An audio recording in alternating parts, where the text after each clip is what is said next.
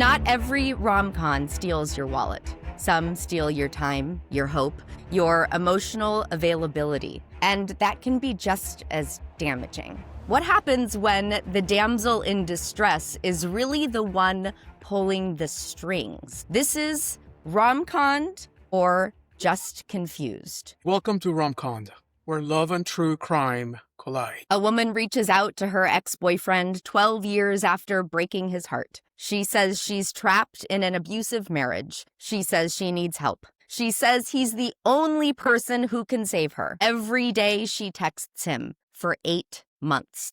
But no calls, no video, no FaceTime, no voice, only trust. Every day he tries to save her, and every day nothing changes. Excuses, emergencies, delays. This sounds like emotional extortion. The scammer creates urgency without ever providing verifiable truth. It's manipulation, masked as victimhood. I agree. He has put his own life and dating on hold, waiting for a woman who never shows up. This is a damsel in distress scam because she says she needs his help. But if she won't accept help, it's a manipulation, not an honest ask for help. Compassion is a target coupled with the hero syndrome and why good people get trapped.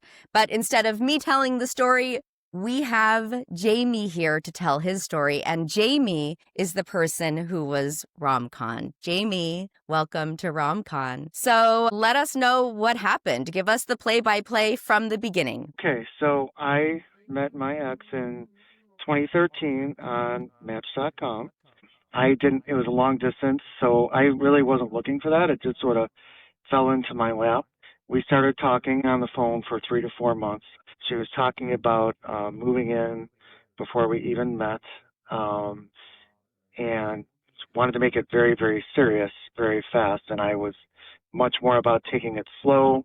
And then she suddenly left. We dated again in 2014 for 6 months, and it got to be very serious. And then she disappeared again. There were multiple times where I was blocked or she wouldn't respond back, just gave a lot of silent treatment and mixed messages. And interestingly enough, in 2015, she unblocked me and said that she didn't need to block me anymore.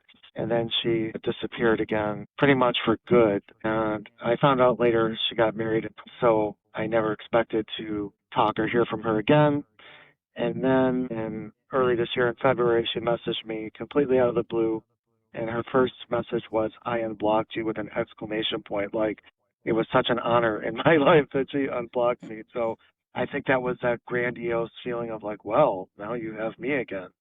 I have re-entered. Congratulations. Yeah. I was actually working at the time, and I was very shaken up. I was doing my home show event when she messaged me, and I don't even know how I focused on my work when I first got this message, but I was shaking almost. So then I gathered myself and responded back. Her initial message, it was, "I unblocked you." And then what did she say? Yes, she said, "I'm scared of my husband," and she was being physically abused in some way. So she definitely caught my attention, and I'm very empathetic. So with any person, let alone somebody I used to date, when somebody says that, I don't just dismiss it. I'm just having what I think was a normal reaction, like, oh my gosh. And she wanted you to save her, right? Her husband is abusive, he's strangling her, and she needs you to save her. Yes. So when this first happened, my first reaction was this was going to be like a one-day kind of thing. Okay, well, you need to get out of there, and you need to get out of there right now. Like, can you get to the hospital? Can you get to a doctor? Can you get to a friend? Whatever the case was. Originally, she said he was going to go to a hotel for the night. She made it sound like there was a chance for her to escape that night. So that was my first interpretation of the situation, that this was a very short-term thing, and she needed to escape, and I would try to give her guidance to escape. So that's how it first started. How did she start to pull you in of you are the savior, and more than that, she wants to be with you again? So she started to describe in detail how she wasn't working, her husband wasn't working. He was playing video games all day while she was in her room, locked in her room, basically crying and not able to do anything. other than stay in her room, and she was trapped. That was her reasoning in the beginning for why she couldn't call me, and it sounded believable, but over time, I just found it very, very difficult to believe that she was unable to call me in any way. But I took her word for it, and I did a lot of extremes to try to help her. I even went to a police station to find out what her options were. I found out that she could text the police if she wanted to, and then she said she didn't even want to text the police. And I called the domestic violence hotline numerous times to the point where they knew me by name. I'm like, oh yeah, we recognize you from before. And I'm like, this is not good. So if they're recognizing me, I realized that after every phone call, how much time and more importantly, energy I was putting into this, to the point where after I was done with my phone call, like I just couldn't do anything else for the day. I was just exhausted and worn out and on the verge of tears myself. I even called several times just for my own questions, not for them, just like, how do I handle this for myself? Because I was not doing well. So what were her expectations of you? What did she want from you? What was the point of her reaching out to you? yeah, so she wanted me to pick her up and have a place to stay, but to be completely realistic, I think she wanted me as her new surrogate husband because, you know, she had nothing on her own.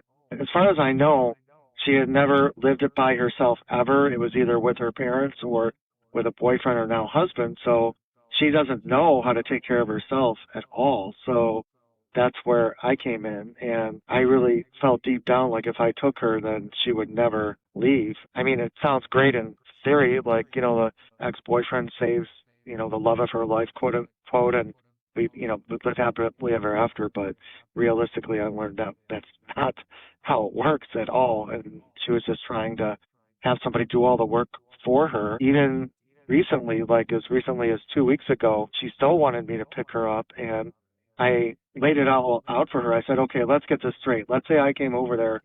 Your husband is going to make us lunch while I help you pack and leave. And that, you know, I just spilled it all out for her. I mean, it's just so ridiculous. And her response was, well, I'm screwed then. So like she completely gave up any responsibility of like, well, if you don't do this, then I guess my life is over. Poor me. This is 8 months, right? This is 8 months of communication. This is 8 months of, was she texting you every day during these 8 months? From early on, yes.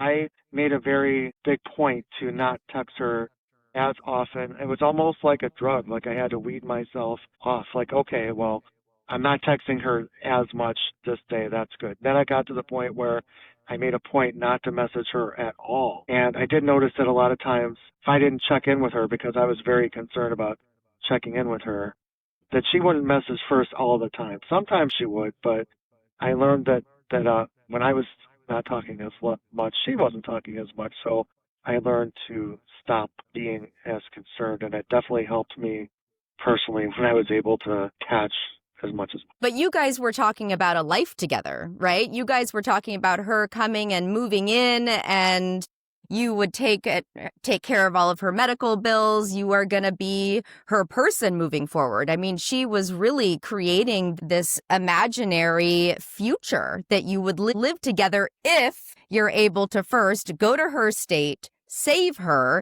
extract her from her marriage, get her on a plane, pack her up, do all of the work, and then all of a sudden you guys are living happily ever after. And she started in August coming up with all these phone numbers for me to call. And I don't even know why I did it. I think I did it because I just wanted to hear from her friends. I wanted to hear what they had to say about her opinion to get some more information. All of them, for the most part, had this voice inflection like, are you nuts? Like, I can't help her. And they wanted no part of her. There were other numbers that were disconnected, or she hadn't spoken to in a long, long time.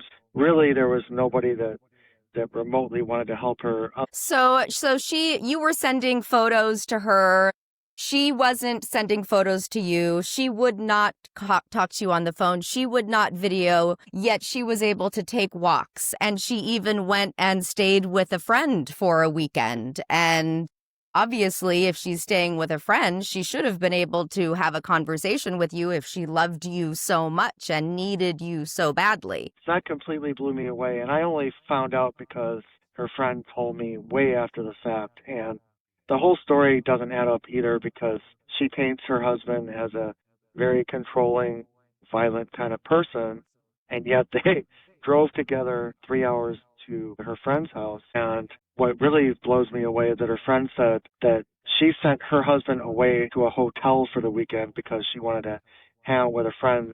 That doesn't add up either. Like, she sent away her controlling husband away to visit with her friend, and her friend said that she looked very chipper, and that's not somebody that's worried about her life either. So that word chipper just always stuck with me, and that really bothered. So Jamie, let me ask you something. When you were trying to sort of reconcile in your mind the inconsistencies that she was kind of posing, right? So on the one hand, she's staying with her friend. Her friend is describing her as being chipper, but yet at the same time, you're concerned about her safety. And now, in retrospect, you're telling us that this didn't sort of match, right? That what you were feeling, that you were trying to sort of help her, did not match the reality that she was in some ways describing to you at the time when you were getting these messages. Did this sort of click in your head and say, did a light bulb go up? And at some point, did you say to yourself, wait a minute, what am I doing here? Multiple times, yes. And I actually did speak to her sister. I forgot to mention that. And that's a very important one because I spoke to her sister for 45 minutes and I had never talked to her sister. Her sister didn't know I existed. And that's where she brought up, I just started watching videos about narcissism. I don't even know how it came into my feed. And that's where things started to really add up when I watched this one video and there were like 10 things of a covert female narcissist. And she clicked off about 8 of those 10, like almost with certainty. And I'm like, oh my God, right now. So then I talked to her sister and her sister brought up, I didn't bring up a word, and that she said that she thought that, that she could be a narcissist as well. So when she brought that up on her own and then I heard that together, that's when the alarm bells went off and I really did detach, even though I haven't stopped contact entirely. But that's when I really changed and I detached a lot. And at the end of August, she was moving back with her father-in-law and moving away from this other apartment. So this is when she started to work again because her husband didn't want his dad to think that they weren't working. So they suddenly got a job together, which is interesting. And then so she had a car and she could move. Then all those excuses about, well, I can't call you because I'm here, went out the window. And I called her 4 times in September, giving her every opportunity. And she, of course, never called back once. So And she said, call me, right? She said, call me, I'll talk to you. And then what happened? Yes, and she never picked up the phone, and it was an excuse after an excuse. She never called back once. Her sister was really just concerned for me. It's just amazing. She had never met me, and she's like, just whatever you do, don't get involved with her, please. Like, you sound like a great guy, and, I'm sure you'll find somebody. And she was just very supportive, and I was like, wow, that's crazy. To me, what's really interesting about that, Jamie, is that something kept you coming back. So there is we talk a lot about her, obviously, as we should, because she's kind of proposing all of these different factors. But, as a criminologist, I'm interested in knowing more about you and what led you to come back, right? Because you were coming back, and I mean, you sound not only like an amazing guy, but you sound like a really smart guy, right? So here we are, you're kind of putting all this stuff together. Your brain is telling you one thing. You're hearing it from people that are close to her. And to some degree, they're confirming that what your brain is telling you is in fact accurate. But yet there's almost something that's provoking you to come back to her, to save her. Do you think that it's kind of like, maybe you were enamored with the idea that saving her could defy logic and intelligence and all the things that perhaps you already knew? Yes, I mean, being involved with this and just there were so many emotions I went through that I really do feel like if I was not the person involved, I would have seen this situation and been like, what are you doing? Like, what's wrong with you? But by being involved, I did do things that I don't understand. I mean, sometimes when she texted, I would see the old person in there and the funny side when she wasn't concerned about Mm-hmm. where she was. And I could see this old person there, and I wanted that old person, but it's not reality. But that's what kept me there, was almost a sense of texting companionship, even though it's a very toxic and dangerous situation. I wasn't going to act on it, but I still felt some feelings of something that I just couldn't block her. I don't have the heart to do that, but I really wanted to, but I just couldn't. So, You know, that, she is the person, though, who got away for you, right? And all of a sudden, she comes back. And you right. are an extremely kind, compassionate, loving human being. And she knew that she could pull at your heartstrings. She knew that if she re-enters your life, that you're going to immediately drop everything. And as you said, you wanted companionship. And she was able to control you. And whenever you would start distancing or start asking her questions or giving her a list of, okay, you need to do this, this, this, this, this in order to extract yourself from the situation, she would start to pull the pity card. And what's so difficult is the sitting and questioning and wondering, is she for real? Was it even her who was sending you messages? Was she messing with you? What was actually happening? Did she actually have a bad relationship with her husband or no? You even went to the length of contacting a private investigator to see if this was for real. I mean, it's either way. This is the crux of my issue, is if she's not telling the truth, then this is probably one of the sickest people that I've ever met, if she literally is lying. But I know it's her on the other end, because I know her mannerisms. I know a lot of the phrases she says, and I've asked her a lot of things. I mean, she even knew when my birthday was, so she obviously, there's no doubt in my mind it was her. But if she's telling the truth, it doesn't seem logical either, because she got pushed down the stairs, allegedly, because I don't know the truth, several months ago. And I said, you need to go to the hospital and you need to leave and get this taken care of right now. And then she had all kinds of excuses about how she did go and get checked out, as from what she told me. But then she said she didn't trust the doctors, and there was always some kind of an excuse. I said, listen, if you can meet with these doctors individually, they will help you. Just when he's not in the room, just tell him your situation, and they will help you. They're not going to just let you suffer. I mean, even with the police, she said she didn't trust the police. There was another incident before we started talking, and it just seemed like there was nobody in the world that could help her except for me. So that's where I get really skeptical, and I just know if it's something that I was going through, I mean, I would figure out something in 1 or 2 days, and just, I mean, it's like fight or flight. Like, it's instinctive, right? How can you not try to do something if it's really happening?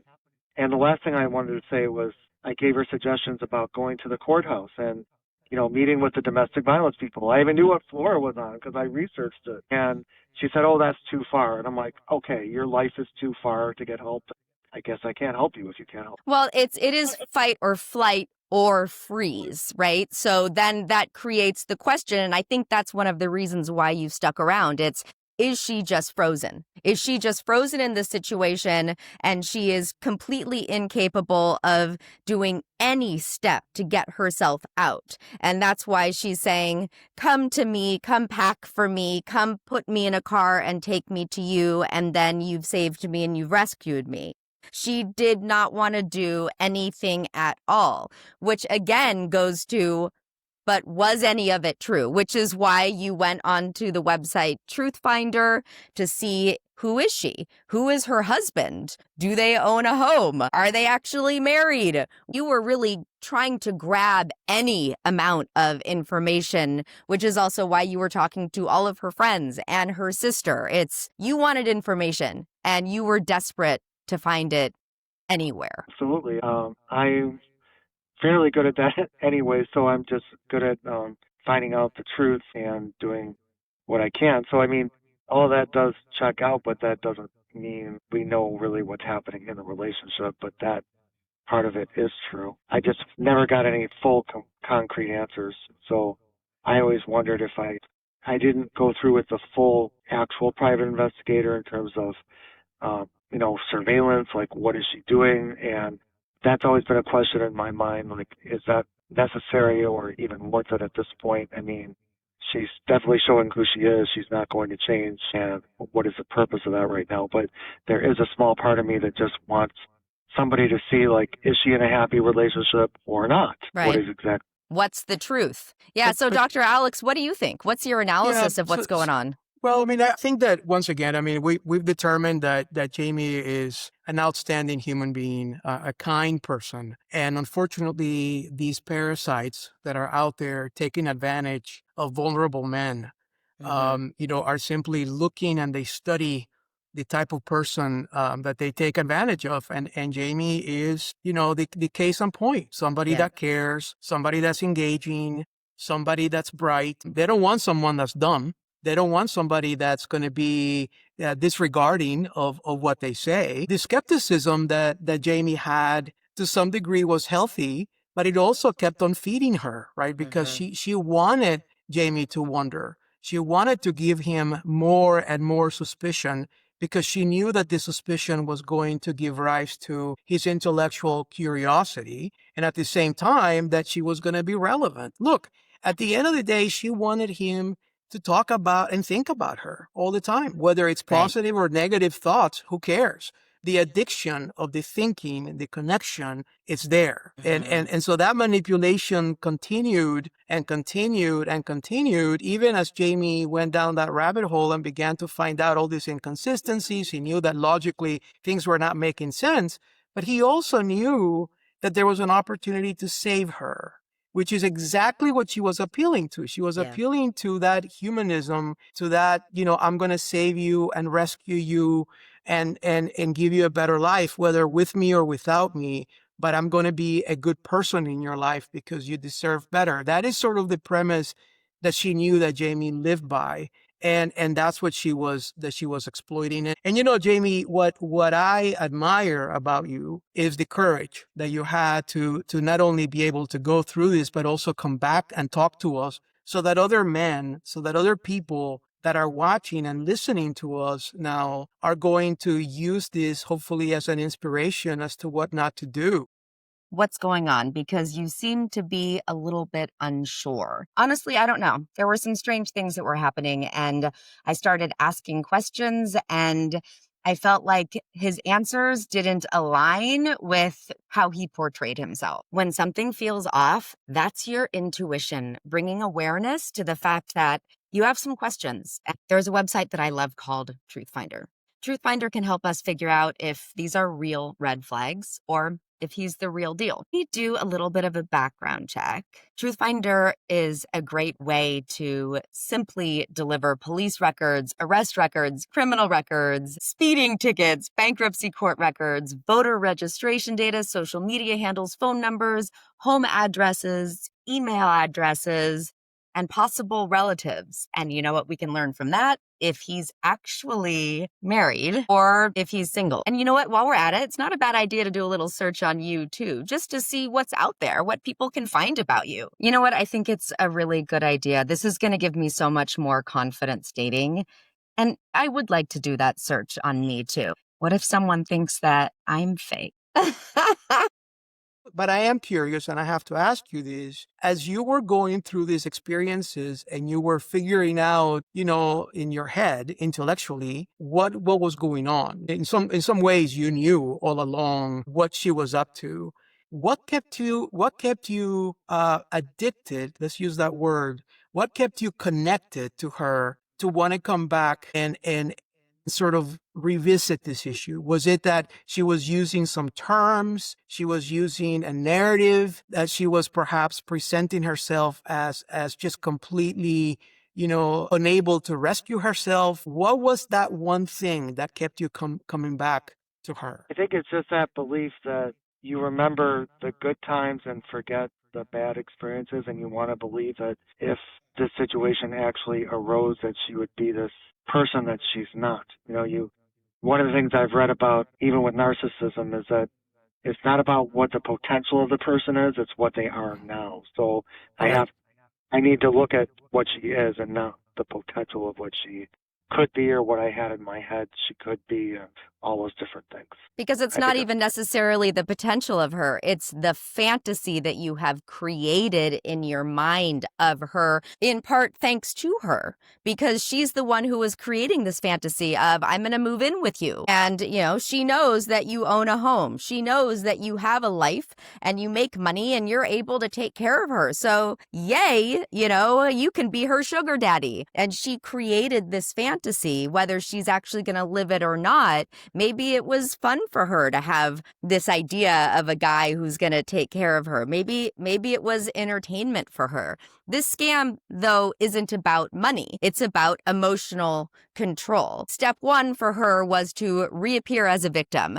with you're the only one who understands me. We have history. I can only trust you. Then step two was establish crisis, the threats of abuse, the danger, the tragedy of her life. Step three, requesting your rescue. Help me, save me, don't leave me. Whenever you wouldn't message her quickly enough, she would say, where'd you go? She's pulling this leash of don't leave me. Step four was provide nothing in return. No phone call, no photo, no progress. Everything is exactly the same today as it was 8 months ago when this whole process started. And step five is foster dependency, where you become emotionally responsible for her life in your mind, which makes you completely controlled by her because you're thinking about her every single day. You're having a hard time working. You were having low points in your career because of it. And she hasn't even physically appeared. You haven't heard her voice. You haven't seen a photo of her. And yet she has been able to, Dr. Alex, I love that you said the parasite, because she has just grabbed onto you and she really is sucking the life force out of you. And it is really, really sad that someone would do this to such an incredible man. Truly, it makes me angry. Yeah, and look, added to all of those things, if you go back to what Laurel just talked about, which I think is very, very important, that's step one of reappearing as a victim, that you're the only one that understands me. That feeling of feeling special is where the fantasy begins. So in other words, you are the only one. So if you think about it, I teach statistics, right? And oftentimes when we talk about crime, we talk about possibilities and probabilities of being a victim of a crime. You think about the millions and millions of people in this world. You are the only one. And boy, that is an addictive compliment, right? Because you're it. In other words, out of all of the people that I've met, you're the only one that can save me. You're the only one that understands me. You're the only one that I can connect with. And that is the basis, the premise in which that connection then begins to take place. And then your mind goes crazy, right? Because your mind just goes into all kinds of possibilities of like, oh my gosh, this could be it. How great that one day I'm going to be telling somebody that this is how we got started. Right. That I came in to rescue her. And then on top of that, now she believes in me. I'm her hero. I'm her every day. Yeah. And I'm the one that's going to protect her from here on. I think that's really where it all begins, right? Yeah, that feeling of special and the fear of walking away, right? You actually feared walking away because what if she really is in danger? And what if she really could be your forever? So the emotional costs, the anxiety, the hypervigilance, isolation, loss of time and dating potential, and the guilt if you start pulling away. She has created a huge amount of stress. She also has created a financial loss because you haven't been able to work as well. You are sacrificing your real life, Jamie, to rescue someone in what is very likely an imaginary crisis. Yeah, and the other piece of this too, Jamie, is that you're probably, if I were to profile you as a criminologist, I would say that you are probably an incredibly responsible person.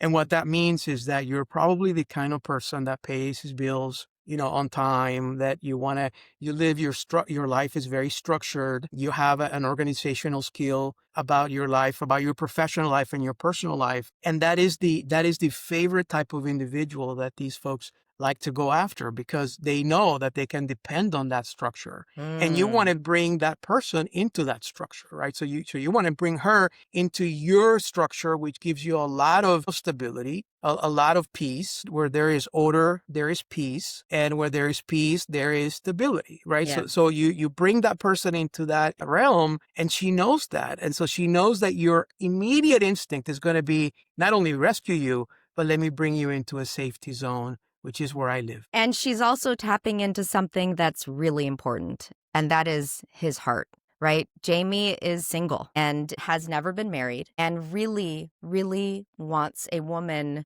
who he can love and be loved by and take care of. And she knows that. And she was taking full advantage of that. And there are a lot of red flags that happened throughout that I think were seen and acknowledged, but not actually allowed you, Jamie, to stop. So what I'm seeing of the red flags are no phone calls, no video chats ever, no photos ever. There was crisis. You would offer solutions and she would not act on the solutions. There were excuses whenever accountability is requested. The stories don't align. She socializes with friends but can't call you. And she says that you are the only lifeline, yet she never uses it. So are there other red flags that I'm missing, Dr. Alex? Well, and I also think that, part of it also is the fact that you're not questioning where those things are, right? So in other words, you seem to be okay with all of that, even though you may be subliminally or even directly telling her, well, when am I going to see you? When are we going to actually connect and see each other? She knows that there's a level of tolerance that you've already shown her, that you're not going to be demanding a physical contact or else. And that perhaps the or else may mean, an interruption. Look, this is something that she did, which is incredibly talented, if we want to put that in quotation marks, from a bad actor perspective. When she said to you, I have now unblocked you, that really means I am no longer now controlling you. So that's really what it means. But in the scheme of things, like we criminologists, if we were to look at this as a ransom note or something that we would look at to try to identify the language that the person used and all of that, we would say the controlling just began. Yeah. Because she's putting herself in a situation that she's calling the shots. She's not only the coach, but she's also the referee. She's telling you what the rules of engagement are. In other words, I've unblocked you. Now you're allowed to talk to me.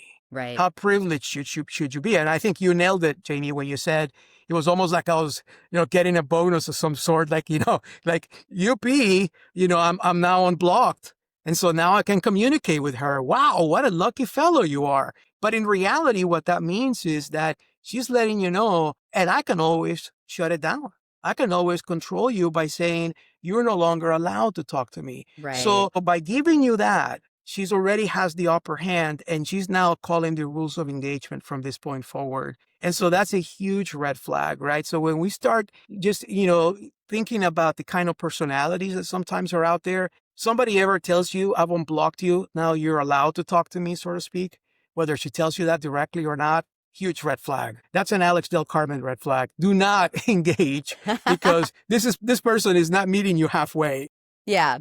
If someone only shows up when they need saving, that's not love. That's leverage. And people want to believe that they are the hero in someone's story. This is trauma bonding without contact. You feel responsible for her survival, even though there's no actual evidence that she's at risk. And that's why I think you were, doing everything that you could to create and find evidence, to collect facts. Because what's difficult for you, Jamie, is that when compassion is your superpower, which it is, manipulators use it against you. And that doesn't mean that you shouldn't be compassionate.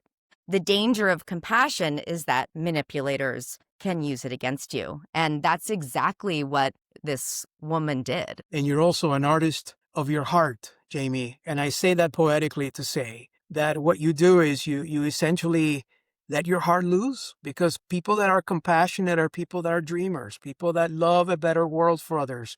that are out there to rescue somebody. And like Laura was saying just now, I mean, this person absolutely picked up on that. And she said, she goes, you know what? This guy is not even going to ask me to do a physical, contact with me. I can just basically call the shots. I can start manipulating him. And by the way, the silver lining in all of this, I think, is the fact that you're really lucked out that this didn't go any further.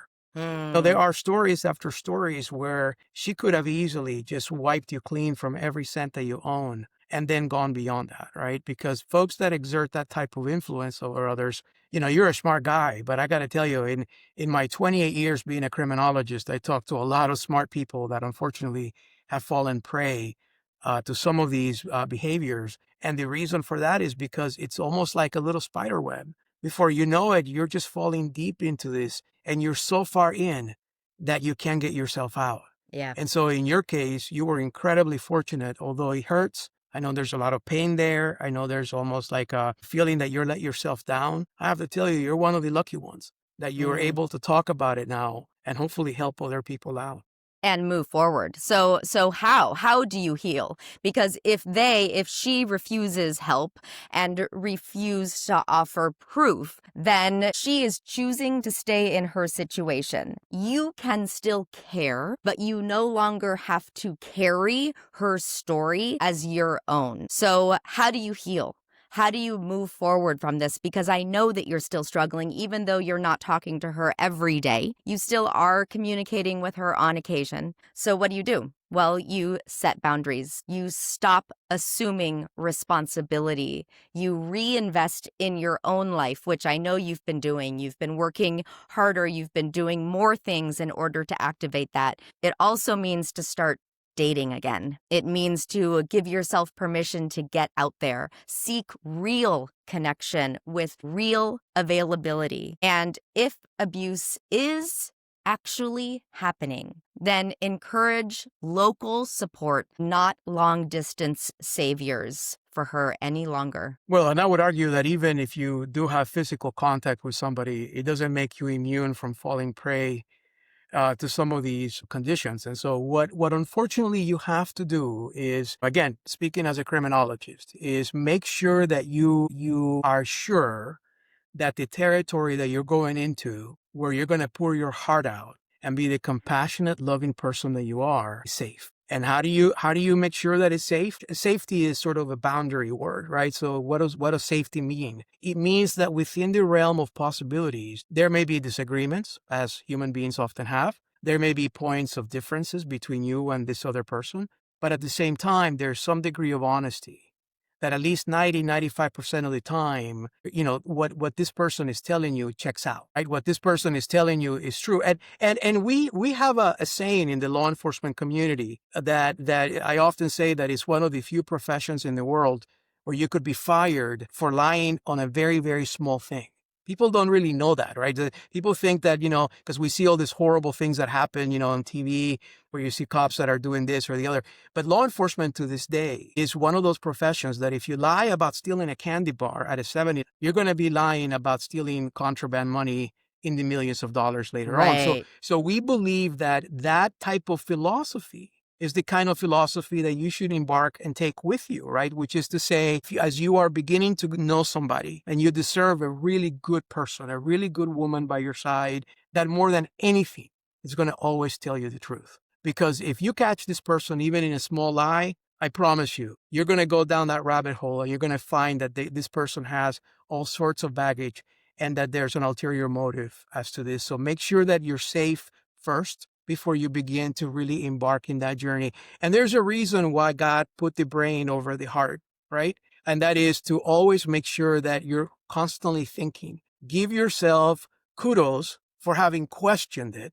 Give yourself kudos for having given yourself those layers of protection or having had a detective and various other things that you thought about doing, because that just shows that you have great instincts. And it also shows that you're smart and that you're not just going to take no for an answer or yes for an answer. And know that real victims accept rescue. Emotional scammers just accept attention. And she has proven, I guess if we're looking for proof, right? The proof is that she wants attention. the proof hasn't been that she actually needs rescue, or else she would have accepted it. Or else when she went to see her friend, she would have told her friend, I'm in danger, but she didn't. She would have called you when she was at her friend's house and said, hey, I'm at my friend's house, come and rescue me now, but she didn't. She didn't even tell you she was going to her friend's house because she didn't want you to know that she was accessible. So the lies just kept on piling up. And as Dr. Alex said, one lie means there could be so many more. Yeah, she was actually gaslighting me, which I didn't know that term either. But when we had spoken, she said that she broke up with me, which obviously wasn't true, or that I broke up with her, excuse me, but she broke up with me. And then she blamed me for her life acting the way it was. The only reason she's married is because of things that I did when she was the one that ended it and broke up with me. So after hearing that, that was just a nail in the coffin for me that, like, wow, this person really isn't who I thought they were. So in saying that, she's actually blaming you, saying it's your fault. I'm only with my husband because you broke up with me. Well, she broke up with you, actually. But she's saying you broke up with me, and because of that, I had to marry my husband, and now I'm being abused. And so it is your fault. At least indirectly, yes. She's blaming me indirectly, if not directly, for that. All right. Yeah. Yeah. You know what any authors of any books that they write, they have the control of the narrative by virtue of the pen that they use. And so I often say to people, if she's insisting on making sure that the last chapter is written by her, goes to show you the level of control that she wants to have even in her exit strategy. And so from your perspective, you know what? If there is anything that should ever convince you that this person was manipulative, that this person was gaslighting you, that this person was really after something else other than your heart, let this be the final chapter, that she is trying to redefine reality, Jamie. She's trying to create a new normal that never existed. Yeah. Just for the sake of making sure that she can write the last chapter. Don't let her. Yeah. And how about this? If the last chapter is, thanks to her, you were able to be on RomConned, and a woman reached out and said, hey, I want to date Jamie. So if there are any single ladies out there who are interested in talking to Jamie, then please reach out to me, and maybe I can hook you up. So thank you, Jamie, so much for sharing your story. Thank you. I know that was hard, and it took vulnerability and courage, and we appreciate you so much. You can't save someone who's using pain as a leash. Your compassion isn't a crime, but their manipulation is. This is RomConned, where love and true crime collide. Stay aware and stay empowered. And please subscribe, like, and comment. And we'll see you guys soon.